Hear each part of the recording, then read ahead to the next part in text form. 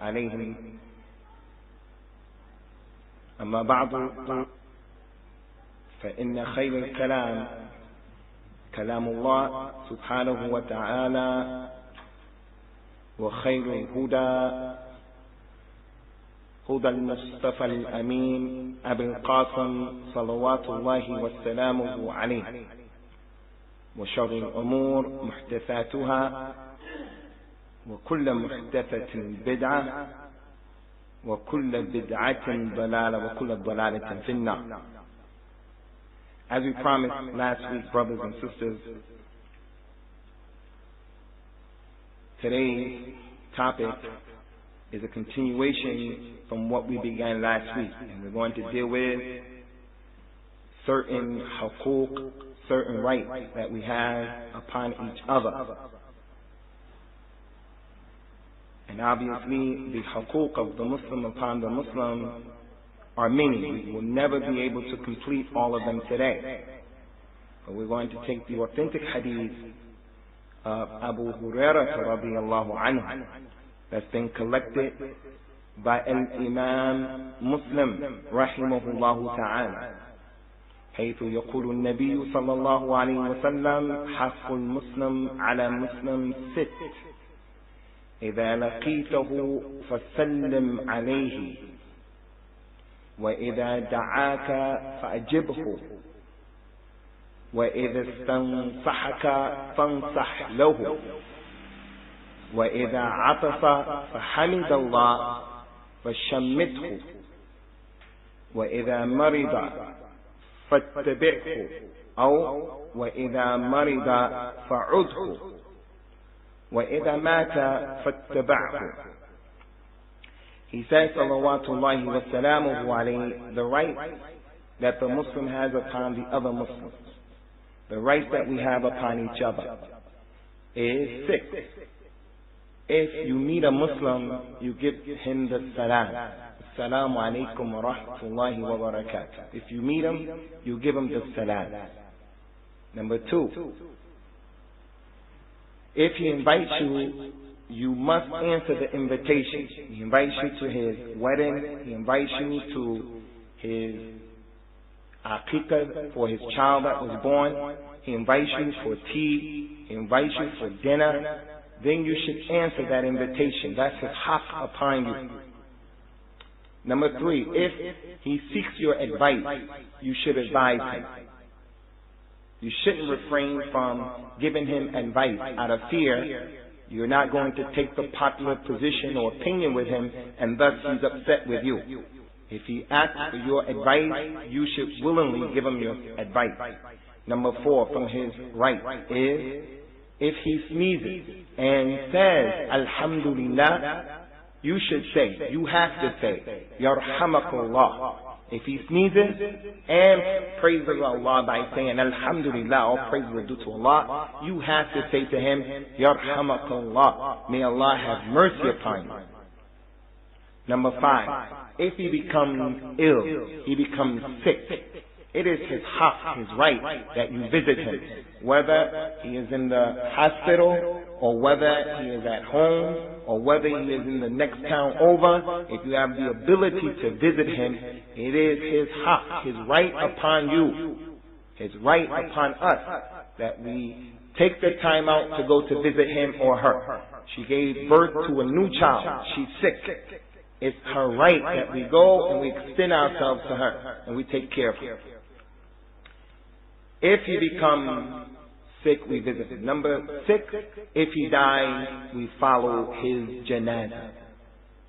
If he dies, he has the right, even after his death, he still has huquq on us.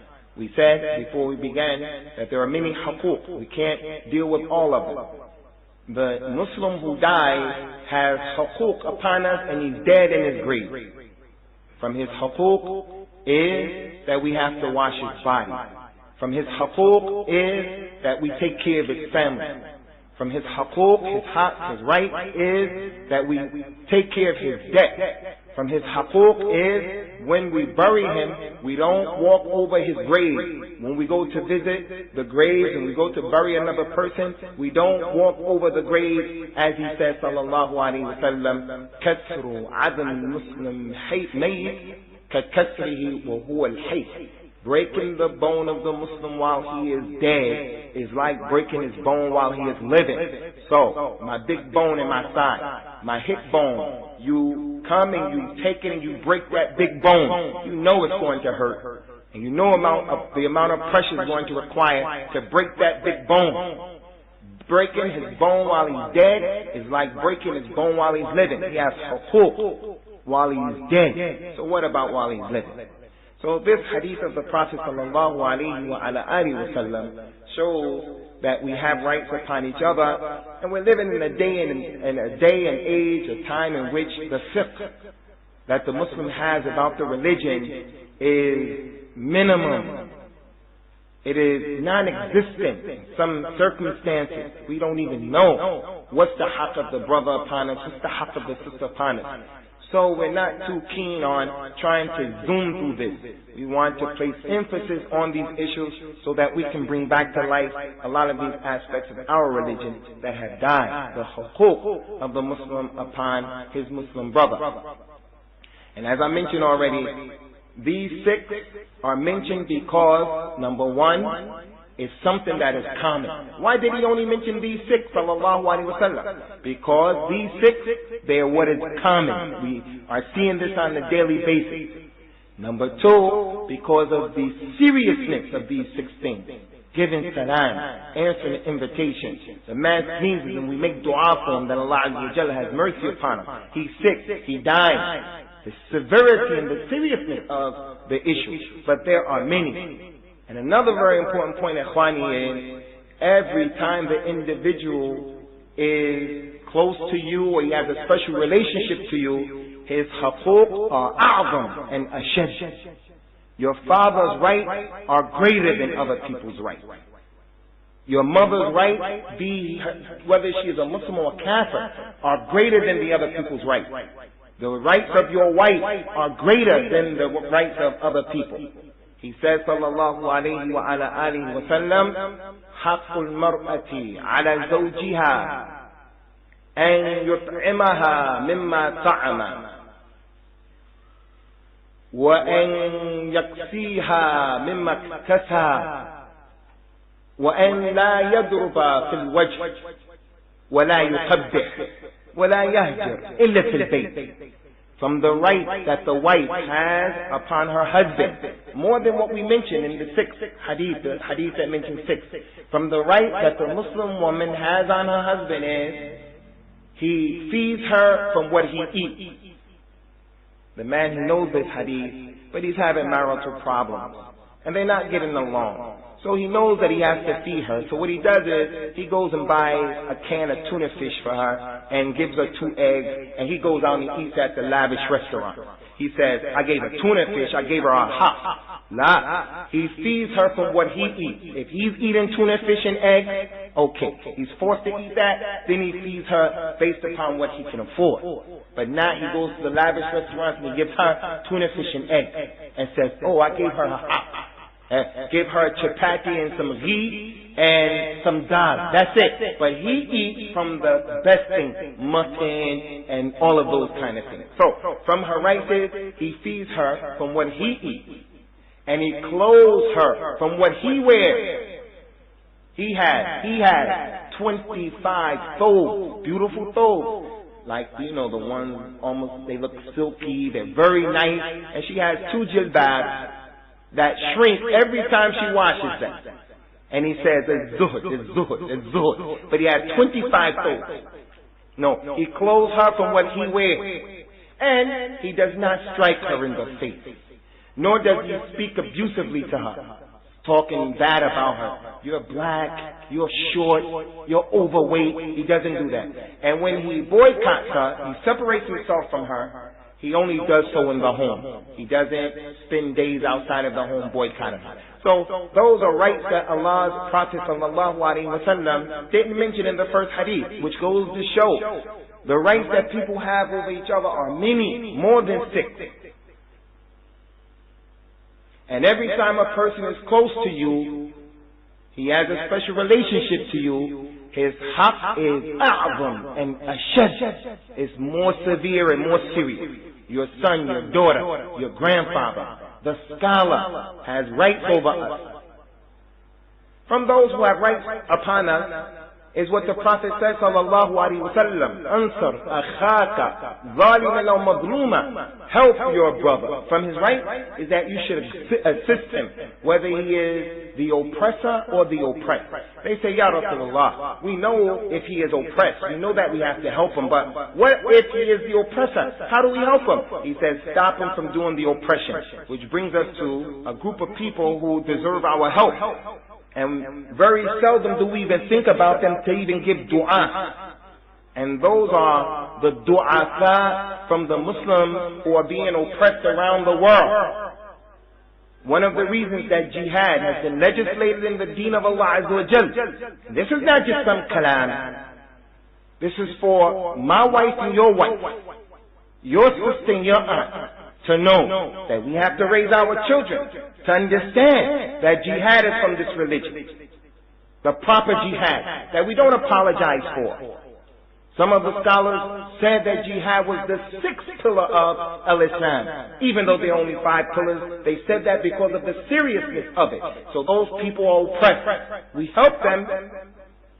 Allah subhanahu wa ta'ala said to us, Ya ayyuhalladhina amanu ma lakum idha qila lakum infiru fi sabilillahi thaqaltum min al-ard araditum bil hayati ad-dunya min al-akhirah fama mata'u al-hayati ad-dunya fil akhirah illa qalil illa tanfiru yu'adhibukum Allah 'adhaban alima wa yastabdil qawman ghayrakum wa la tadurruhu shay'an. Oh, you who believe, what is wrong with you?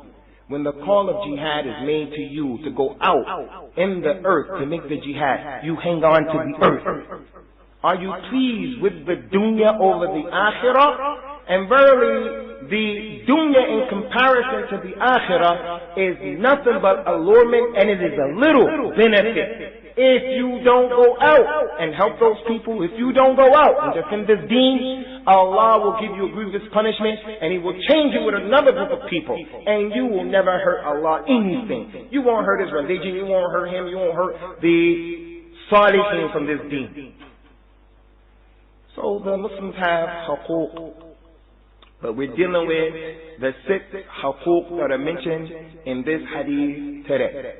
The first haqq, if you meet your brother, you give him the salam. That's the haqq of the Muslim. The scholars of al-Islam, ikhwan, they are in consensus. They have the ijma', they have the ittifaq. They all agree without a single point of difference from any scholar that if 2 Muslims meet and one of them gives the salam, the other one has to give the salam, and not to give the salam is a sin. All of them agree. If you meet me and I say to you, Assalamu alaikum, it is wajib upon you to return the salam. And if you don't do so intentionally, without a valid reason or an excuse, then you are sinning. And that's due to the clear ayah of the Qur'an after the hadith, إِذَا لَقِيتَهُ فَسَلِّمْ عَلَيْهِ, if you meet him, then give him salam. So the hadith is saying, if you meet him, give him salam. And Allah said in Surah An-Nisa, وَإِذَا حُيِّيتُمْ بِتَحِيَّةٍ فَحَيُّوا بِأَحْسَنِ مِنْهَا أَوْ رُدُّوهُ بِمِثْلِهِ. If someone gives you salam, then give salam back with what is better, or at least with what is similar. So that hadith, that ayat is clear. If someone gives you the salam, Allah ordered you to give the salam back with what is better than what they said, or with what is similar. If he says assalamu alaikum, you have to say wa alaikum salam, but you should go more and say wa rahmatullah wa barakatuh. So all of the scholars of al-Islam are in agreement that if someone gives you the salam, then it's wajib upon you to return them. But they have ikhtilaf amongst themselves. They differ, and they say, to start the salam, some scholars said it's wajib. That you don't have to wait for someone to give you the salam. By meeting, you have to give the salam. Because the hadith said, if you meet him, give him the salam. It's wajib, he ordered you. The condition is, if you meet him, give him salam. So they said it's wajib. They also use a tremendous hadith that we want you to pay attention to. The Prophet said, sallallahu alayhi wa ala alihi wa sallam, in the authentic hadith, as-salam qablu as-su'al. فَمَنْ بَدَاكُمْ بِالسَّلَامِ فَمَنْ بَدَاكُمْ بِالسُّؤَالِ قَبْلَ السَّلَامِ فَلَا تُجِيبُوهُ. He said that the salam should be given before you ask a question. Before you ask the person the question, before you want something from him, you should give the salam. He said in another hadith, you should give the salam before you seek permission. And whoever seeks permission before giving the salam, don't let him in. They said because of this, you have to give the salams first. Another hadith, as-salam qabla al-kalam. As-salam should be before the kalam. So there were some people from the people of the past, from the Salaf, if the man came and didn't give him salam, he would just look at him. He starts to talk to him, he just look at him until he gave the salam. So some scholars say, and are of the opinion, because of this clear hadith, it's an obligation for you to start your salam before the kalam. When you write an email, you should start Assalamu alaikum wa rahmatullah. But the other scholars say no. It is highly recommended that you start it off, but it is not an obligation, and the haqq is with them. The haqq is, you don't have to start your kalam off with the salam. It is better to do, and if you don't, you're not sinning. And there are a number of adillah that are qawi. First of all, the Prophet ﷺ, as Aisha radiallahu anha said, his daughter Fatima came and she was walking towards him, and she resembled him in her demeanor and her akhlaq and the way she walked. And when she came, he said to her, sallallahu alaihi wasallam, marhaban bibnati, welcome to my daughter. Marhaban bibnati, welcome to my daughter. So you see the Muslim, you can say to him, good morning. You can say to him, how are you? You can say to him, marhaban. You can say to him, sabah al-khair. But we should teach our children not to say hello. Hello. The play on words. Don't say hello. Don't say hi. We don't know where those kuffar got those type of tahiyyats from. In America, there's a non-Muslim, a comedian. I'm sure you people heard of him. His name is Martin Lawrence. Martin Lawrence. He's up there with all of the famous comedians. When he wants to say hello, he say, what's up? So you'll find all of the people in America, when they greet each other, that's what the Muslims say. What's up? It's part of a culture in America. La, man tashabbaha biqawmin fahuwa minhum. Whoever resembles the people, he's from them. We don't give those kind of salams and those kind of greetings. So if you don't start off with this salam, you can say those other things. But it's better to start off with the salam. Another clear dalil, ikhwan, is how many times did the people come to Rasulullah sallallahu alaihi wasallam and they asked him questions and they didn't start off with the salam. And in the forefront of all of those individuals is Jibreel salawatullahi wa salamuhu alayhi. He came to Rasulullah sallallahu alaihi wasallam and he said, Ya Muhammad, akhbirni an al-Islam. Tell me about Islam. And he did not start salam. He just made his question. Tell me about Islam. And Rasulullah allowed it sallallahu alaihi wasallam. So, it is not an obligation, but it is mustahab, and it is highly liked, especially with our children. When I walk home on my street, this community here, the children, the smaller ones from amongst them, their greeting is, hello, hello, hello. Each house, that's what it is. Hello, hello. And then they start playing with each other saying that. Hello, hello. And it's going all throughout the neighborhood every time I walk in and every time I walk out. I say to them every day, Ya Ikhwan, Ya Shabab, say Assalamu alaikum. And Qur'an, very quickly they answer, Assalamu alaikum. Why do they say hello? Because they are neglected. They're not taught their religion. It's not emphasized. Not because they don't want to be Muslims or they want to be kuffar. They're neglected. They're not taught. Our children are not taught. The hafiz in the masjid, he teaches our children. It's your job as a parent. It's your job that you tell your child when he comes into the masjid, he says to the hafiz and the rest of the talaba, Assalamu alaikum, and then he comes in. I took the place of the hafiz a few times, and this was a reoccurring issue with our youngsters. They come in, no one says salam. You have to stop them at the door. Go back out. And then he realizes what's going on. So a salam is from the haqq of the Muslim. And ikhwan, this issue of the salam, it shouldn't be looked at as being a small issue. It is a tremendous issue. He says, sallallahu alayhi wa ala alihi wa sallam, هل أدلكم على شيء إذا فعلتموه تحاببتم فيما بين أنفسكم قالوا بلى يا رسول الله قال أفشوا السلام بينكم. Shall I not teach you people something that if you were to do it, it would cause you to love one another? It will cause you to appreciate and to love and to tolerate one another. They say, sure, Ya Rasulullah, what is that? He said, spread the salam from between you. Spread the salam and don't neglect each other. Pay attention to each other. What about those individuals from the ummah who intentionally don't give you the salam?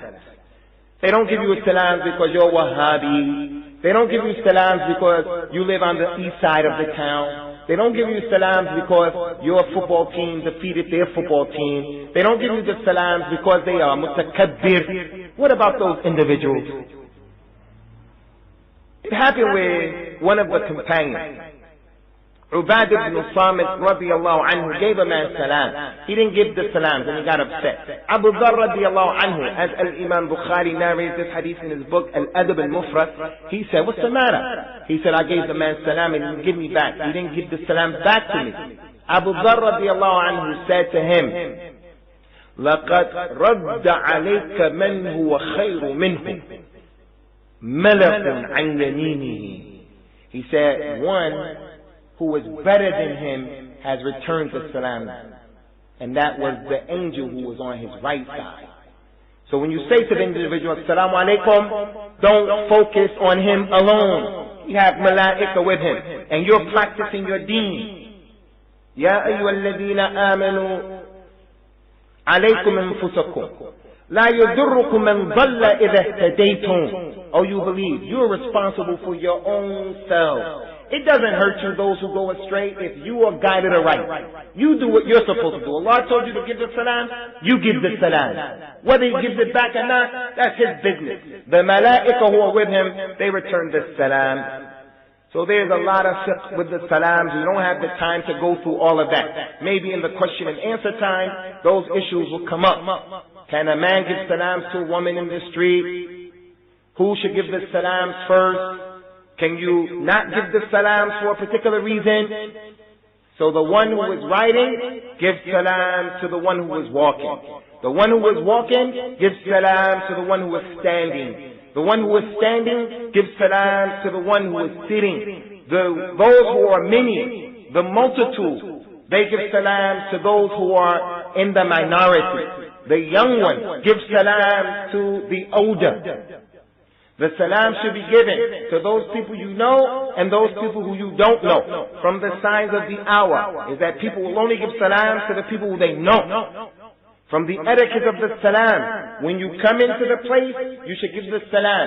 And when you leave the place, you should give the salam. And he said, the coming in salam does not have more right than the going out salam. Because people neglect the going out salam. That's from the sunnahs that have died. So his haqq is to give the salam. Allah subhanahu wa ta'ala said in the Qur'an, وَإِذَا دَخَلْتُمْ بَيُوتًا فَسَلِّمُوا عَلَىٰ أَنفُسِكُمْ تَحِيَّةً مِّنْ عِنْدِ اللَّهِ. And if you enter into your homes, then give the salam as a greeting that is from Allah. The salam is from Allah Azza wa Jal. He created Adam and he said, go over to those malaika and meet them for the first time and greet them. Adam went and said, Assalamu alaikum. They said, Wa alaikum salam wa rahmatullahi wa barakatuh. It is a greeting min indillah. The first human being said it to the malaika and they said it back. So when Rasulullah would go into his home, sallallahu alaihi wasallam, he would say, Bismillah. There's a book that they passed out at the place there on Victoria Hall. I say to you, don't read those books. Don't read those books, because every single one of them have problems in it. But there's one book in particular about Bismillah. Whoever says Bismillah, 200,000 malaika will follow him throughout the day. Whoever says Bismillah, this and that. And it's all lies on Rasulullah sallallahu alaihi wasallam. Instead of throwing away the khurafat and the kufr and taking what's authentic. From the benefits of Bismillah is when you say it when you come into your home, Shaitan can't eat with you. Shaitan doesn't have a place to sleep. You say Bismillah, no place to sleep. Bismillah before you eat, no food for him. When you take off your clothes and you say Bismillah, the aura of Bani Adam is covered.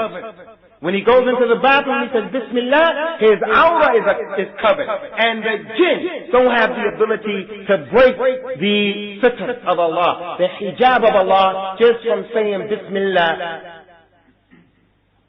So when Rasulullah went to his home, sallallahu alaihi wasallam, he would go in, Bismillah, and then he would say, Assalamu alaikum. He would say it low enough so that the one who was sleeping would remain asleep, and the one who was woke could hear what he's saying.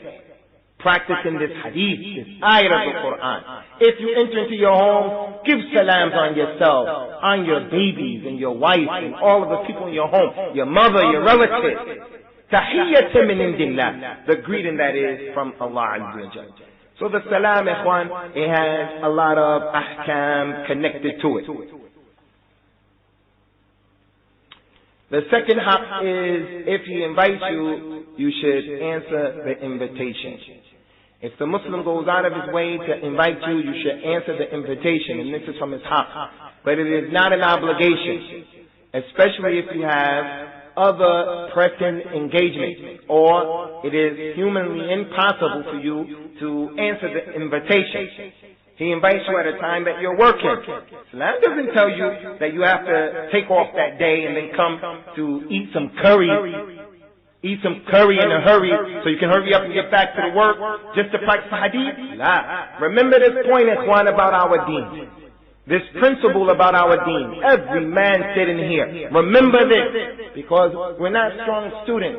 We don't dedicate ourselves to reading daily, to memorizing, to exposing ourselves. But remember this point, because under this point, there are a lot of benefits and a lot of knowledge. You don't have to know all of the dalil.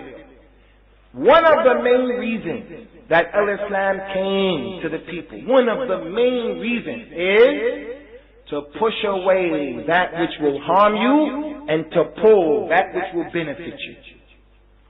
So on a daily basis, we're in this situation. Islam came and it legislated haram and halal. Everything, haram and halal. To do what? To bring to you what will benefit you and to push away that which will harm you. Our little sister who was sitting here today, it was better for her to be in that place over there. Because Islam brought that which will pull to us what will benefit us and push away that which will harm us. Whether you know it or you don't know it. Whether you understand it or you don't understand it. And you always have to remember that in your deen. Every aspect of our deen is like that. So when a man or a woman invites you, Islam doesn't say you have to harm yourself in order to accept the invitation. If you don't have anything to do, and it's easy for you to do it, you should answer the invitation. Even if you're fasting. If you're invited to a dinner, and you go, Rasulullah said, sallallahu alaihi wasallam, to answer the invitation. And then if they say to you, eat the food, to say to them that I'm fasting, and to make salah. But the meaning of make salah is not for you to get up and make salah while the people are eating. The meaning of salah here is the linguistic meaning. Make dua for the people. So you go, you don't eat. And it's permissible. It's not riyah to say I'm fasting. So that they won't have any ill feeling. Why aren't you eating? I'm fasting. He could have just sat there and said, oh, it's okay. No, it's okay. trying to be mukhlis, but then he plants in the heart of his brother fitna, shak. He starts to have doubt. So Islam came to kill all of that, which will cause problems between the Muslims. Tell him in this case, expose your good deeds. I'm fasting, so that you won't have a problem with me. And then make dua. Allah bless them for their efforts and their generosity, and bless their home, bless their money, bless their food, bless their babies, and so forth and so on. So when he invites you, answer the invitation. But ikhwan, if you know that at the invitation there's going to be munkar, then you don't have to answer the invitation if that's going to benefit the people. Someone dies in the Asian community and we increase the dead person with adab from Allah. Someone dies in the Asian community with the Muslims around the globe, and we increase the musibah of the family by helping the family to do more evil. When they die, we go and we do all kind of innovations. When they die, we slaughter the meat that is haram to be eaten. It's haram for you to eat that meat. So you know that those things are going to go on. You have to weigh the situation. And remember, Islam came to pull the benefit to you and to push away the evil. You may have to go to push away the evil. You have to be able to judge those situations. Abdullah bin Umar radiallahu anhu, he invited Abu Musa al-Ash'ari to his home for dinner. Abu Musa came to the home, he knocked on the door. Abdullah bin Umar opened up the door and said, "Welcome." Abu Musa saw on the walls of Abdullah bin Umar curtains, not over the window but on the wall. And Rasulullah prohibited us from putting curtains on the wall. It's a sign of opulence, a sign of arrogance, a sign of those who waste money. Instead of putting curtains on the wall, send that money to the mujahideen in Chechnya. Instead of putting curtains on the wall, feed the poor Muslim who's in your area. So Abu Musa saw that and he said, "I'm not coming in. What's going on? What's this?" He said, "Ghalabana an-nisa." Our women defeated us. Our women, that's because my wife and my daughters, my aunts, they made me do it. He said, "I never thought I would hear you say something like that." And he didn't go inside of the home. There was munkar. At the wedding, it's going to be munkar. So in those cases, if you're invited, you have to weigh the situation, but I believe in this day and time, because of the ignorance of the Muslims, we need to mix with the Muslims to give dawah, we need to mix with the Muslims to educate them, we need to mix with the Muslims in order not to create opportunities for shaitan to plant the seed of hatred, rancor, and animosity. But if a person feels personally this is a bigger fitna, then he should do and take the necessary steps that are going to safeguard his deen and the deen of his wife and his children. So the dawah is an obligation. There are a few things we want to mention concerning the etiquette of accepting the invitation. When the Muslim invites you, there's some etiquette you have to be mindful of. Number one, the hadith, he said, sallallahu alayhi wa sallam, al-majalis bil-amana. Al-majalis bil-amana. When you sit with people, it is an amana. So when you go to people's homes, it is an amana that you do not leave their house spreading their secrets. Any majlis you sit with another person, that is an amana. That you don't take it and you just start talking to people about what was said and what would happen. It's an amana. And if you know that that individual didn't want it to be mentioned, it's even worse. So you go to the person's home, it's an amana. If you didn't like what you ate, what was served, the delay in serving you, it was burnt.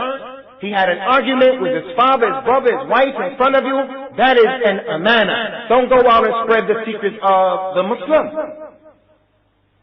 From the etiquette is that the Prophet says, sallallahu alaihi wasallam, "La tajlisu bayna ar-rajulayn illa bi-idnihima." When you go into someone's home and there are other people there in any majlis, but especially when you go in someone's home, do not separate two people already sitting together. You come in, these brothers are sitting together, you can't get in the middle of them without saying, "Can I sit here?"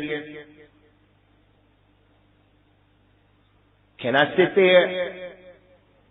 Add on to that, ikhwan, another tremendously important issue from the etiquette of accepting the invitation. The man who invited you, the woman who invited you. The Prophet says, sallallahu alayhi wa sallam, لا يؤم الرجل في سلطانه ولا يجلس على تكريمته.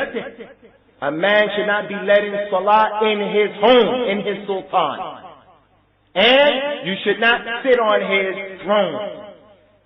There's that chair when you go into the living room, you know that's Big Daddy's chair. You know that. Look how the chair looks. You know that is the man's chair. That's his chair. Don't go to that chair. It's not permissible. That's his sultan.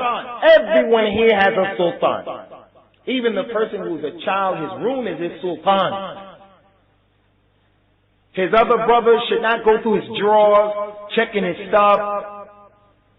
It's his sultan. It's his authority, his kingdom. Yarhamakumullah. So when we go to the people's homes, at the dining table, the table is long, there's one chair at the head of the table. The other chairs are on the side. And there's not another chair facing that other chair at the head of the table. Don't sit at that head of the table. Sit on the chairs that are on either side. And if the people came and they filled up all those chairs, don't sit on the main chair without asking permission. Can I sit here? Or without being told. That's from the etiquette, ikhwan, of visiting people. And there's more than that. Number 3, if he seeks your advice, your nasiha, then you should give him the advice. We told you before, ikhwan, the importance of nasiha in this religion. And nasiha, no one here can live in this life, and his life is life which is happy and he's being fulfilled. No one, except that he has to rely on other people. That's the nature of this dunya. Allah created our father Adam, and he could have left Adam by himself. But from the nature of Adam and Bani Adam is the need to have an anis, a social companion, someone that he can talk to, someone that he can look at, someone who he can relate to. Some people say, I don't need anybody, I don't care what you think. That's from shaitan. You need to care what people think, and you do need other people. The people in the badia, the desert, they need people in the city. The people in the city, they need the people in the desert. Men need women, and women need men. Older people need younger people, and younger people need older people. Black people need white people, and white people need black people. Muslims need non-Muslims, and non-Muslims need Muslims. There's no one living in this dunya who doesn't need someone else. Yes, there is an Arabic word that you should learn which is called Islami. Islami, like Asam. Asam means to be protected, the one who protects. Ma'soom is to be infallible, protected. Islami comes from that. Islami. You have to be a man who's Islami. The man who is Islami is the one who stands up on his own 2 feet. He doesn't ask people. He does his best not to ask people. They used to give the bay'ah to Rasulullah sallallahu alayhi wa sallam. And he would take the bay'ah that you don't ask anyone for anything. If you can do it. So one of them would be on his riding beast, and his whip that he used to make the animal move would fall down. He wouldn't say, hey, yo, come pick that up. He would get off and pick it up himself, because he took the bay'ah not to ask people anything. But there's going to come a time when you're going to need someone. And they're going to need you. And nasiha is like that. As he says, sallallahu alayhi wa sallam, al-mu'min mir'atul mu'min. The believer is a mirror to his brother. So the nasiha is too important in our religion. Advising one another, being sincere to one another. He said, ad-dinu nasiha, ad-dinu nasiha, ad-dinu nasiha. 3 times, because it's important. He said all of the deen was given advice. He used to give the bay'ah and take the bay'ah that the person would give nasiha to all of the Muslims. Whoever you met, you want to accept Islam? Okay, embrace Islam. I take the bay'ah, the pledge from you that you give nasiha to every Muslim who you meet. This is an aspect of our religion, ikhwan, that we are lacking in. We don't advise each other, especially those who are close to us. If you want to know the level of love and the place that you occupy in the heart of the person who's close to you, then just look whether or not he ever advises you. It's not conceivable. We all know our realities. We all know our realities, and we know that we fall short of the mark. So that necessitates that someone is telling you, Ya akhi, you shouldn't do this, Ya akhi, you should do this, Ya. If you have a friend who never tells you that, then that suhbah, that relationship that you have may be a suhbah dunyawiyya. It's a suhbah, a relationship from the dunya. Because if it was about the akhirah, he would be advising you. As an Imam Abdullah ibn Mubarak, the mujahid, the rich man, the scholar, the zahid. And Imam Abdullah ibn Mubarak, Allah gave him money, a lot of money, but he still used to make jihad. He gave him a lot of money, and he would make hajj every year and take with him all of his students, his closest students. And he was the one responsible for their riding beast and their food and drink. And when he got there, he brought them presents for their families and brought it back. And Imam Abdullah bin Mubarak, la mathilu lahu. Women did not give birth to men after him, after his mother gave birth. Women did not give birth to men like Abdullah bin Mubarak. He said, rahimahullah ta'ala, rahimallahu mar ahda ilayya uyubi. May Allah have mercy upon my friend, the person who gives to me as a gift my shortcomings. May Allah have mercy upon him. That's my dua for my friend who says, hey, you talk too much. Hey, you need to be a bit more patient. Hey, that thing you did, it wasn't acceptable. You have to look at the issue like this, and you have to look at it like that. That's our deen. And nasiha in the deen of Allah subhanahu wa ta'ala is from the sha'air. It is from the important aspects of the deen. You all know, ikhwan, that al-iman is 70-something parts.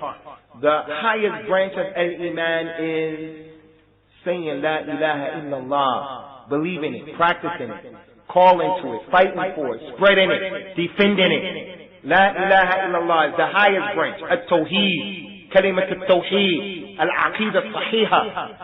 And the lowest branch of la ilaha of iman is taking something harmful out of the street. Taking something harmful out of the street. So if this is a part of iman, that when you walk to the masjid, you come out of your home, and there's glass, there's a tire, there's something that can hurt the Muslim children or the Muslim men and women, part of your iman is to pick it up. If you don't pick it up, something is wrong with your iman. Oh, I'm embarrassed. They're going to look at me and think something. Man, don't forget, don't worry about what the people are saying. If you leave it there, something is wrong with your iman. So if we take something out of the street, it is an example of our iman, a manifestation. Do you think advising the Muslims of that which will hurt them, advising them of that which will benefit them, is not also from the branches of al-iman? It's from al-iman. Advise them. No, ya akhi, be patient. Sister, be patient. You have a good husband. It could be worse than that. And nasiha. There are some issues about nasiha that we have to mention as well. Some etiquette of a nasiha. First etiquette of a nasiha is those from amongst us who are seeking the nasiha of people. You don't seek the nasiha of any and everyone. You seek the advice of a person who is qualified, either because of their knowledge, or because of their experience, or because of their trustworthiness. You just don't get the advice of any and everyone. No, you get advice from the one who is qualified. He doesn't even have to be a scholar. You may not even have to go to the scholar because he's not competent in that issue that you're dealing with. It's a business issue. He doesn't know about that. They came and they were planting the seed. They say, Ya Rasulullah, what do you think we should do? He said, well, I think you should pollinate them by mixing those trees with those trees, and I think it's going to give more produce. So they did it. The whole batch died. They came to him. Ya Rasulullah, you advised us. You told us to do this. He said, sallallahu alayhi wa sallam, Antum a'lum min dunyakum minni. You people know more about your dunya than I do. I don't know about your dunya. I know about your akhirah. And I know about the halal and the haram of the deen of how you live in your dunya. As for your businesses, I don't know about all of those details. So you seek the advice based upon the person's qualifications. Also, another etiquette of an-nasiha. If someone seeks your advice and you're not qualified, then say like the malaika, Allahu a'lam. Allahu a'lam. Subhanaka la ilma lana illa ma 'allamtana. Glory unto you. We don't know anything but what you taught us. Allah told the malaika, tell me the names of these things. After He created Adam, told Adam the names of everything. Adam. They questioned why. Allah said, I know what you don't know. He said to the malaika, you tell me the names of all these things. They said, glory to you. We don't know anything except what you taught us. So the man comes, the sister comes, and they want to get your advice. You're not qualified. Say Allahu A'lam. I'm not the man for the job. Another issue from the etiquette of an-nasiha, from the important aspects and the important etiquette of the nasiha, is that in dealing with the issue of nasiha ikhwan, the nasiha is also an amana, and it should be given the correct way. We give advice to people in private and not in public. The scholars used to write books about the difference between al-nasiha wa ta'yir, al-Imam al-Shawkani, al-Imam Ibn Rajab al-Hanbali. Both of them wrote books called al-farq bayn al-nasihati wa tashhir, the difference between giving advice and trying to put people down. If you want someone to accept the advice, don't give it in public, unless you know he can handle it and it's going to benefit everyone, and it's something that should be done at that time. Another thing and the last thing about nasiha is, when you seek the advice of someone, your Muslim brother, it is permissible to talk bad and to expose the other Muslim who you're getting advice about. It is not backbiting. We're talking about the rights of the Muslim. So I have the right that you cover my fault. But someone has done business with me and I cheated them in their business, and I have done this a number of times. So now I'm about to go into business with Abu Abdurrahman. So he goes and he asks him and him. When he asks Uthman says, no, I did business with him and he stole 600 pounds from me. And then you should go to so-and-so because he knows also a situation. Yeah, he borrowed from me 2,000 pounds and he hasn't given it back to me. He's always running away. And he promises and he promises and he promises and he never gives me my money. Isn't it his haq that you cover up his fault? Yes. But in this case, when you're seeking nasiha, there are 6 things in nasiha that can be done where you talk and it is not considered to be ghiba. And one of them is when you seek nasiha. The wife of Abu Sufyan radiallahu anha came to Rasulullah sallallahu alayhi wa sallam and she said, Ya Rasulullah, inna Aba Sufyan rajulun shihih wa la yu'tini ma yakfini li walidi. Ya Rasulullah, your companion, your friend, your brother, Abu Sufyan, he is very stingy, radiyallahu anhu. He's very stingy. He does not give me enough to take care of my children. Can I take from his money?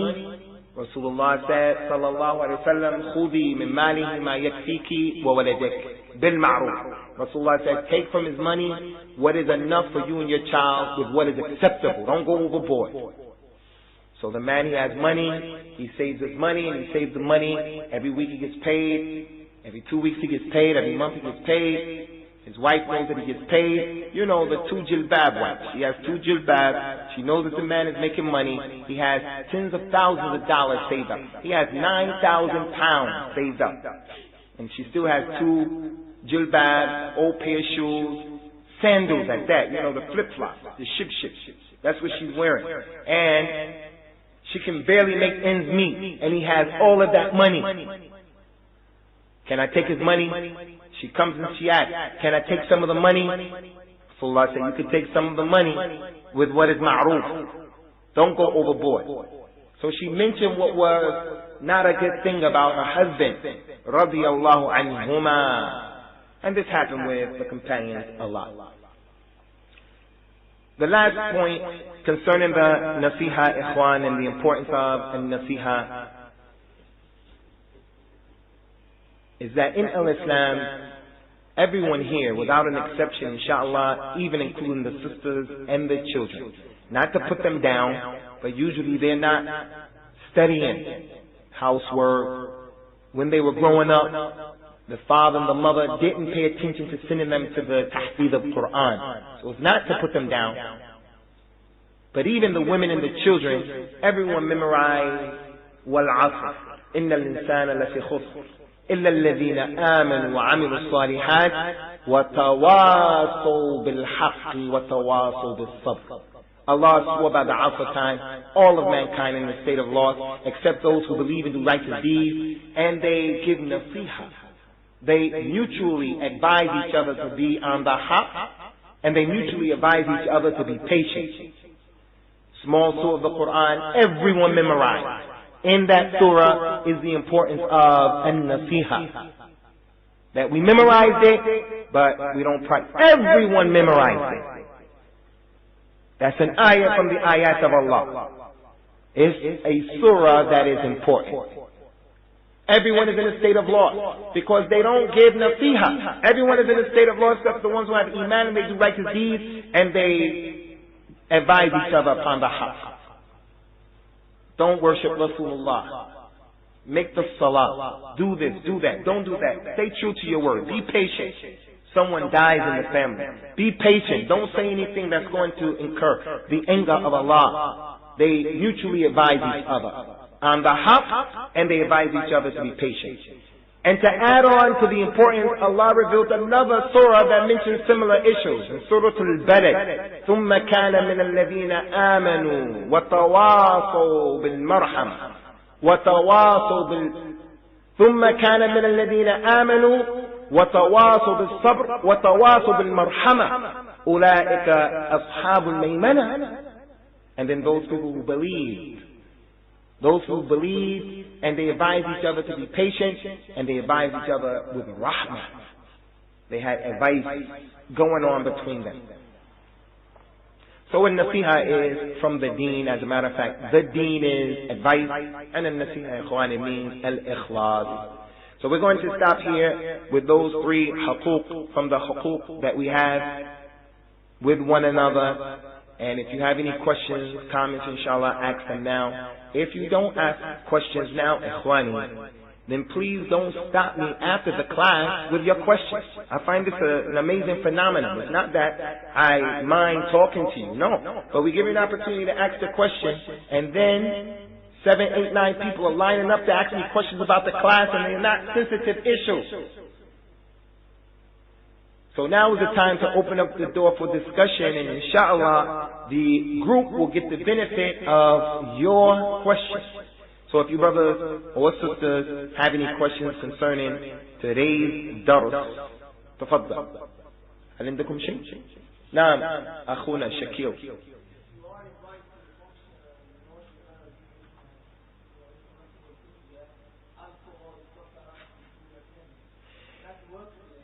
If you are invited to a function, especially those functions that are work related, and you know that there are going to be some serious munkarat taking place, do you have to go? There are going to be munkarat like the consumption of alcohol. They're going to be munkarat like they're going to have a Christmas tree, and they're going to be celebrating Kris Kringle and Rudolph the Red-Nosed Reindeer and Santa Claus. Can you go? Those types of functions should be avoided. They should be avoided. If you can help it, you shouldn't go. It is an obligation in cases like that not to go unless there's definitely going to be a problem that's going to come for sure. If you don't go, they tell you you're going to get fired. This is a mandatory meeting.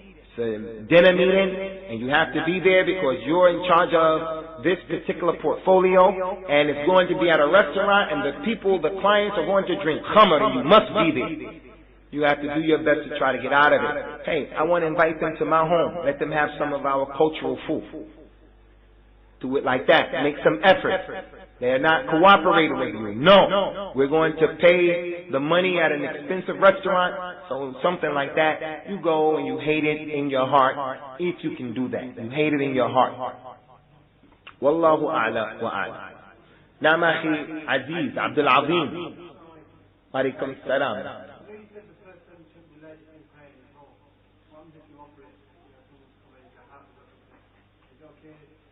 The question is, what if the person should not be led in the prayer in his home? What if someone comes into the home, is a hafiz, he's ahfaz, memorizes more, understands more? Or maybe he doesn't even understand more, memorizes more, but you want to allow him the opportunity to lead you in the prayer. This is permissible. This is permissible. After you have given the sultan to someone else, he can feel free to go ahead and lead the prayer. The Prophet ﷺ was led in the prayer by only one companion in the dunya, who led him from the beginning to the end. Only one companion will be raised up Yawm al-Qiyamah as being the one and the only one who led him in the prayer from the beginning to the end. Who was that? Naam? Who? La. Abu Bakr radiallahu anhu was leading Rasulullah sallallahu alaihi wasallam in the prayer, and then the people started making noise, and Abu Bakr realized something was going on, and he saw Rasulullah came and got next to him. So Abu Bakr backed up and let Rasulullah pray. Rasulullah being humble, he said, why didn't you complete? He said it wasn't befitting for Ibn Abi Quhafa to lead Rasulullah in the salah. So he didn't complete the prayer. It was Abdurrahman ibn Auf radiallahu anhu who prayed from the beginning to the end. Rasulullah was in his sickness in which he died radiallahu anhu, and he didn't come to the masjid sometimes. So Abdurrahman ibn Auf was leading the people in the prayer, and then after the prayer started, Rasulullah came out and he got in the line. And Abdurrahman completed the prayer from the bidayah to the nihaya, from the beginning to the end, radiyallahu anhu. So that goes to show the permissibility of the one who is better, more knowledgeable, being led by the one who is lesser. Being led by the one who is lesser. This is permissible. We have a question here. Any more questions here, Khwani? Open the door, and you knock on the door, please open the door. Can you say Islam and say the wajib on her to answer? Or if you see a sister in the street or in the bazaar, and if she gives Islam, or what about salaaming the sister? A brother goes to the home and he knocks on the door, and the woman comes to open the door. Is it permissible to give the salam?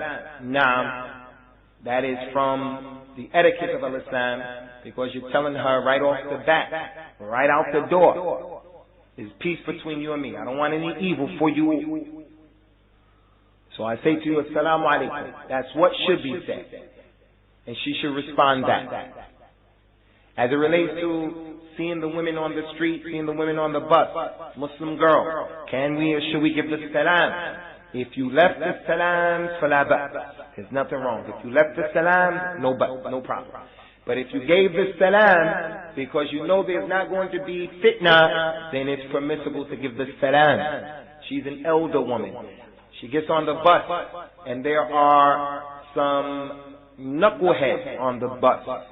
Knuckleheads from the Muslims or knuckleheads from the kuffar, but especially the kuffar. The sister gets on the bus, or you get on the bus and she's on the bus. So you want to get her attention to let her know, I got your back. Assalamu alaikum. To let her know. If anything jumps off in here, I'm going to help you. Don't worry. To make her comfortable.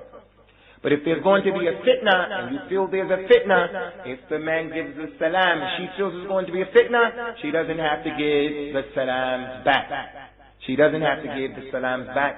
And that was the practice of Al-Hasan al-Basri, rahimahullah ta'ala, in the Adab al-Mufrad, and Imam al-Bukhari, he brings that. Assalamu alaikum.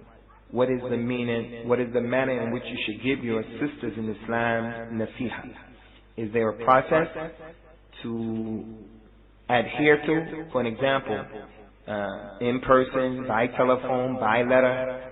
Is it right for them to make the letter of advice public before they send it to you? In terms of giving everyone advice, Allah Ta'ala, He said in the Qur'an, ادع إلى سبيل ربك بالحكمة والموعظة الحسنة وجادلهم بالتي هي أحسن.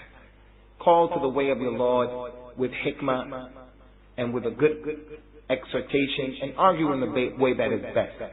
So you have to give salam and nasiha. You have to give nasiha with hikmah. And hikmah, ikhwan, again, with your hand. Someone tell me what is the meaning of hikmah. It means wisdom, but what does it mean? What is the ta'rif of hikmah? Someone raise his hand. Hikmah, this is knowledge here today. Hikmah, what does it mean? Abdul Majid, hikmah. What's your name, akhi, behind Abdul Majid? Muhammad. أنت من أين يا أخي محمد؟ أنت إراقي. أهلا بكم يا أخي. أبو من أنت يا محمد؟ Abu Abdu, Salamakullah. Ikhwan, pay attention to the definition of hikmah. We said it here before. Alright, my man Imran, don't be afraid, Imran. Go ahead. Tolerance. No. Hikmah, you little guy. Karam, all of you guys. Al-hikmah in Islam is putting everything in its proper place. وَضْعُ شَيْءٍ فِي مَحَلِّهِ. Putting everything in its proper place is hikmah. Allah is al-Hakim because He knows who to make Muslim, who to make poor, who to make black, who to make a woman, who to give twins to, who to cause His child to come out with some problems in their creation. Allah knows. He is al-Hakim. So we do not question why, how, my kid, my mother, why, how. We don't question that. Because if it happened, Al-Hakim decreed it. He gave money to the one who he had wisdom why he gave it to him. وَلَا يُسْأَلْ وَهُمْ يُسْأَلُونَ وَلَا يُسْأَلْ عَمَّا يَفْعَلْ وَهُمْ يُسْأَلُونَ. He is not asked why he does what he does, but they are asked why you do. So a man is not considered to be Hakim, and a woman is not considered to be Hakima until they can put everything in its proper place. He knows what to say, when to say it, who to say it to, how to say it. Sometimes it's better not to say it. Sometimes he has to be tough when he says it. Sometimes he just has to give a look. Sometimes it's in person, sometimes it's in an email, sometimes he sends his son or his daughter. Hikmah, putting everything in its proper place. There was a man from the companions. His name was Abu al-Hakam. Rasulullah heard the people calling him, Ya Abu al-Hakam, Abu al-Hakam, Abu al-Hakam.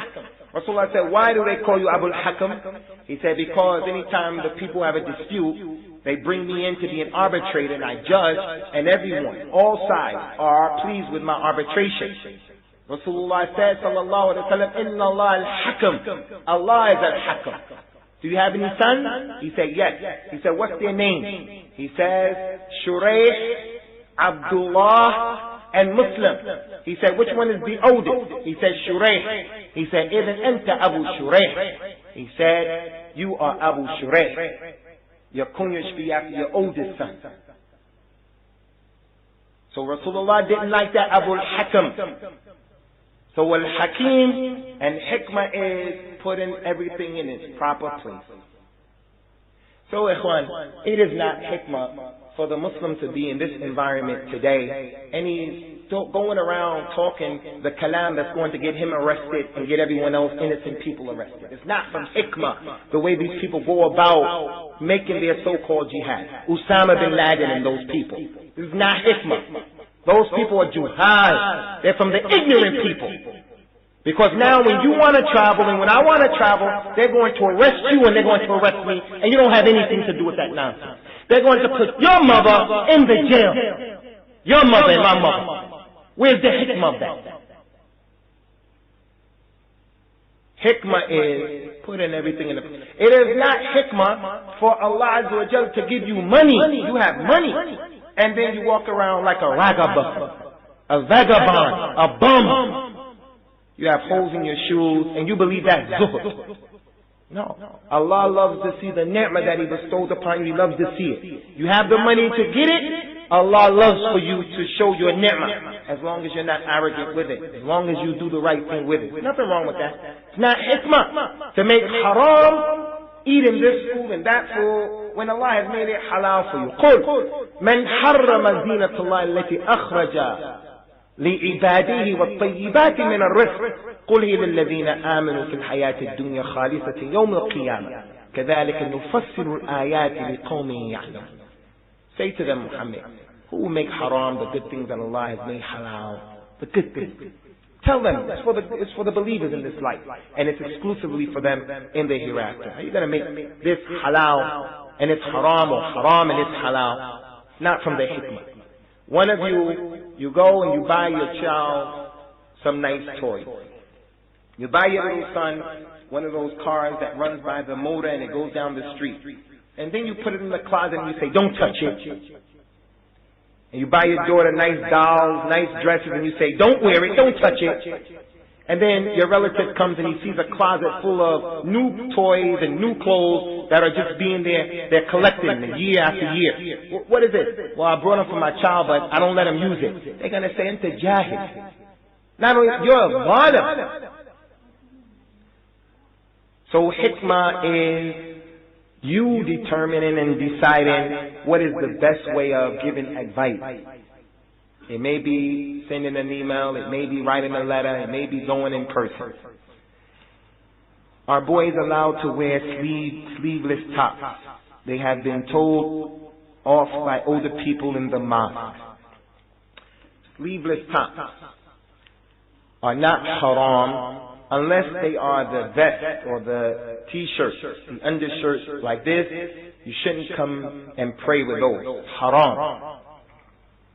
It's not haram to wear them outside, but it's not acceptable to wear it as well. You have to look at the culture and look at the environment that you're dealing with and the people that you're dealing with. So, if we find that the elders don't like a particular thing, like sleeveless shirts,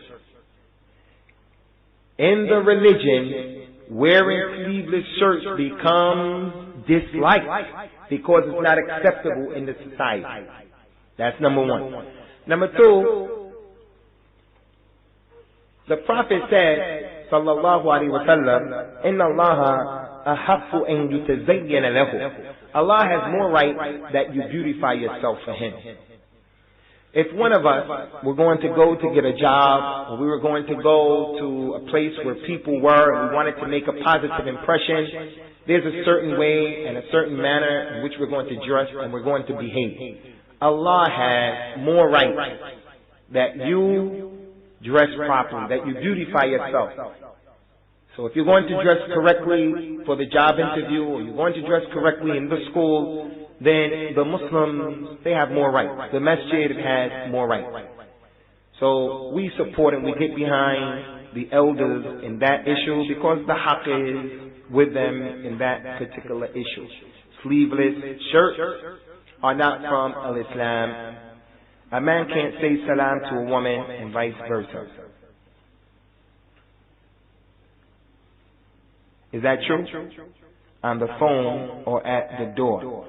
The salam said, can one accept it? When you answer the telephone, you say to the people on the other side, Assalamu alaikum wa rahmatullah. Whether it's a man, whether it's a woman, the salams are highly recommended, as we mentioned, and it's wajib to give the response.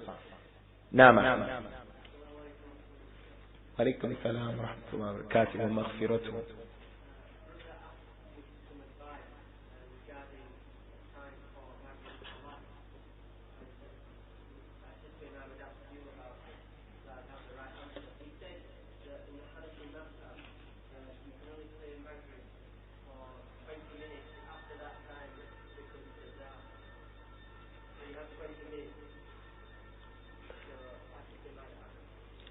The question is concerning the advice that someone sought as it relates to Salat al-Maghrib, that in the Hanafi madhab it is said that you have to make the Salat al-Maghrib once it comes in, you have to make it before 20 minutes is up. If you wait until after 20 minutes, 21 minutes, 22 minutes, 23 minutes, 30 minutes, even though the time is still in, if you make it out after 20 minutes, this is qada. You're making the prayer up because you missed the time. No doubt the Prophet, he says, sallallahu alayhi wa sallam, inna afdal al-a'mal as-salati ala waqtiha. He said the best action is as-salat at its proper time. In another hadith he said, jihad fi sabilillah.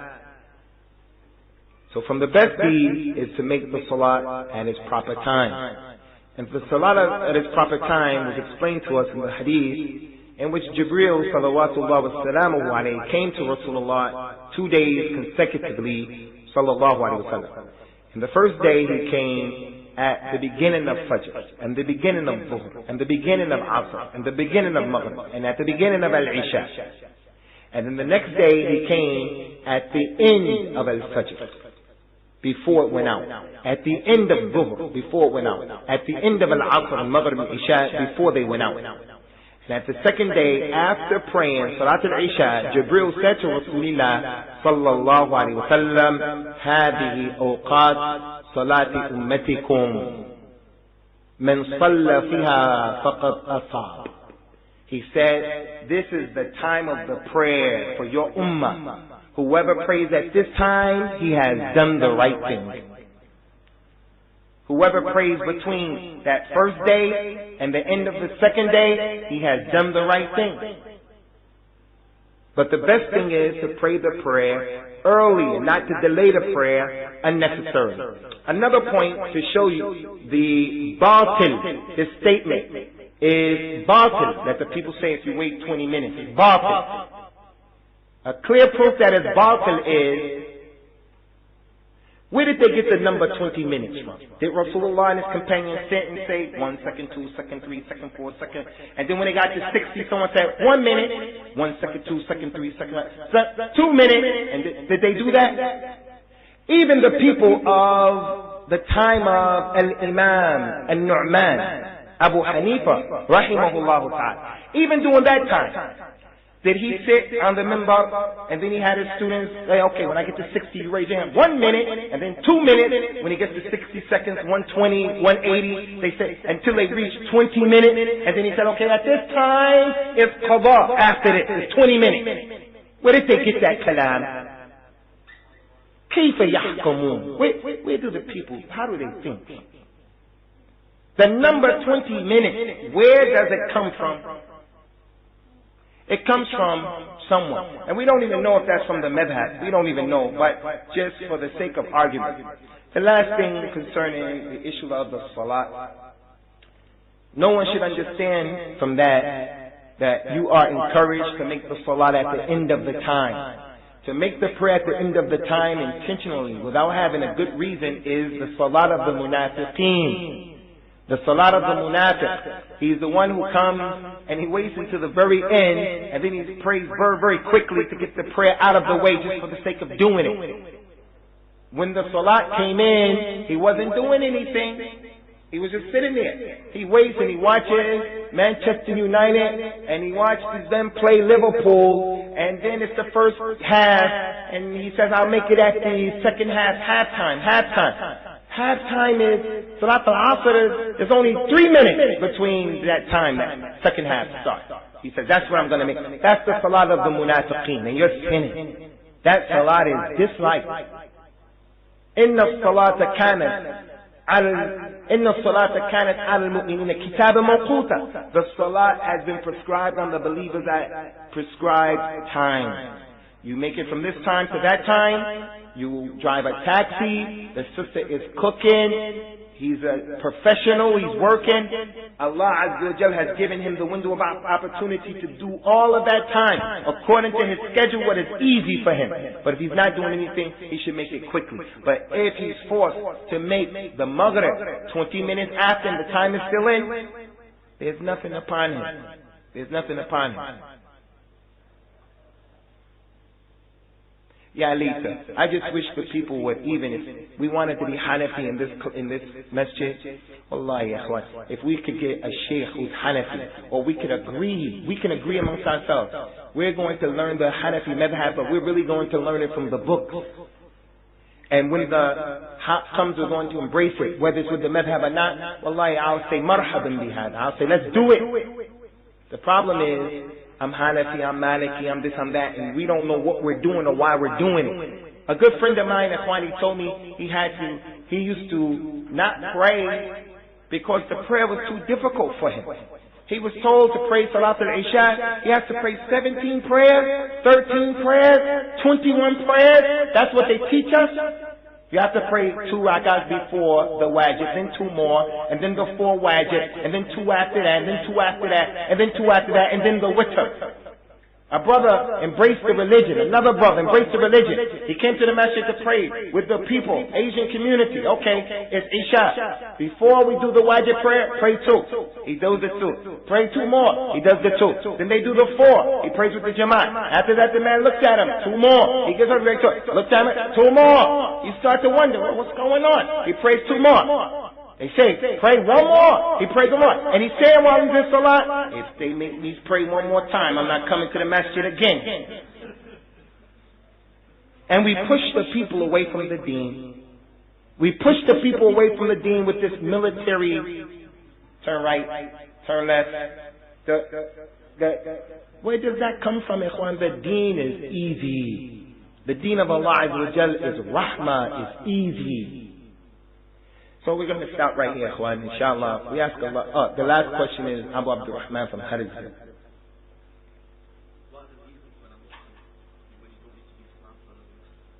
Concerning not giving salam to another Muslim, it is permissible to break off the salams because of religious reasons. You make hajr of the person if they did something wrong. The man came and he gave salam to Rasulullah sallallahu alaihi wasallam. Rasulullah did not give him the salam because he had on his hand some henna-like thing, like the women, and he didn't give him the salam back, showing him he wasn't appreciative of what the man was doing. Ka'b ibn Malik, one of the 3 people who didn't go to the jihad. He was supposed to go to the jihad, but he didn't go to the jihad.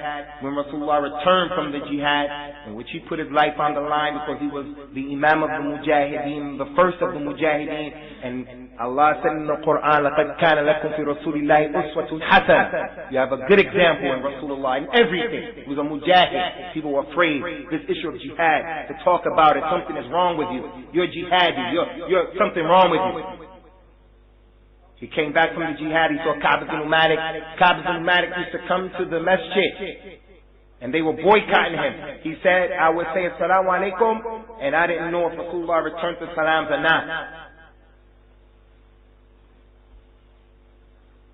Some of the companions, Abdullah ibn Mughaffal, he told his boy was plucking the rock.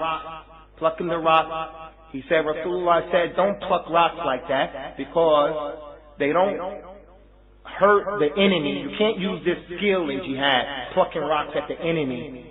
Jihad. Plucking rocks, you can't use it as a weapon, and it's going to knock someone's eye out or break someone's teeth. So he began to talk. He looked, the guy was still plucking the rock. He said, I told you, Rasulullah said, don't pluck the rocks, and you're still plucking the rock. Wallahi, I'll never speak to you again. And he didn't speak to him anymore. Abdullah ibn Umar radiallahu anhu, his son said,